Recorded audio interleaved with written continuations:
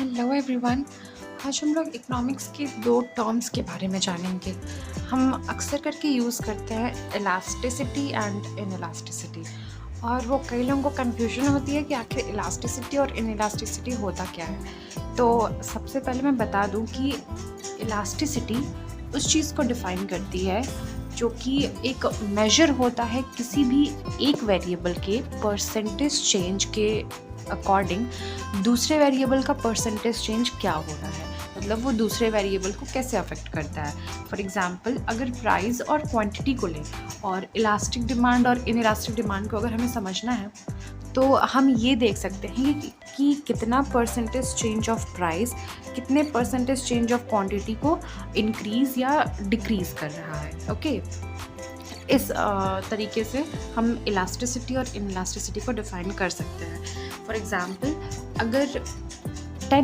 अगर आपका -2 इलास्टिसिटी कहीं दिया हुआ है और वो इलास्टिसिटी प्राइस और क्वांटिटी के रिस्पेक्ट में है, तो उसका मतलब ये होता है कि 10% of price rise is affected the quantity demanded in a way that it is reduced by 20%। यानी कि प्राइस अगर 10% से बढ़ा है तो क्वांटिटी डिमांडेड जो है किसी चीज़ की, मतलब उस प्रोडक्ट की जिसकी प्राइस बढ़ी है, वो 20% से डिक्रीज़ हो गई है, कम हो गई है।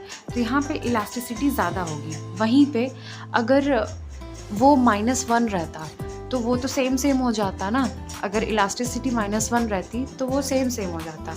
यानी कि 10% of price rise has decrease the quantity demanded only 10%। यानी कि वो इनइलास्टिक डिमांड है, मतलब कि एक प्रपोर्शन में चल रहा है। या तो फिर हम इसे ग्राफ से अच्छे से समझ सकते हैं। जैसे कि इतना अगर प्राइस राइज, अगर प्राइस यहाँ पे है, मान लीजिए इनिशियली यहाँ पे है, तो quantity demanded for example x1 हो रही थी। ओके, x1 हो रही थी। अगर प्राइस यहाँ पे आ गया तो क्वांटिटी डिमांडेड x2 हो गई। यानी कि सिर्फ इतना सा प्राइस डिक्रीज़ हो रहा है तो क्वांटिटी डिमांडेड इतनी ही ज़्यादा हो जा रही है। ये डिफरेंस ज़्यादा है ना, तो ये इलास्टिक डिमांड होगी। यहीं पे अगर इस ग्राफ को देखा जाए तो मान लीजिए इनिशियली प्राइस ये है और फिर जब प्राइस डिक्रीज़ हुई तो क्वांटिटी डिमांडेड यहीं पे आई। यानी कि इतना प्राइस डिक्रीज़ होने के बावजूद भी क्वांटिटी डिमांडेड सिर्फ इतनी ही हो रही है, यानी कि कम हो रही है ना ये। तो इसे हम इनइलास्टिक डिमांड कहेंगे। यानी कि वो किस रेट से वो चेंज हो रहा है, कोई दूसरा वेरिएबल एक वेरिएबल की वजह से, एक वेरिएबल के चेंज होने की वजह से, उस चीज़ को इलास्टिसिटी कहते हैं।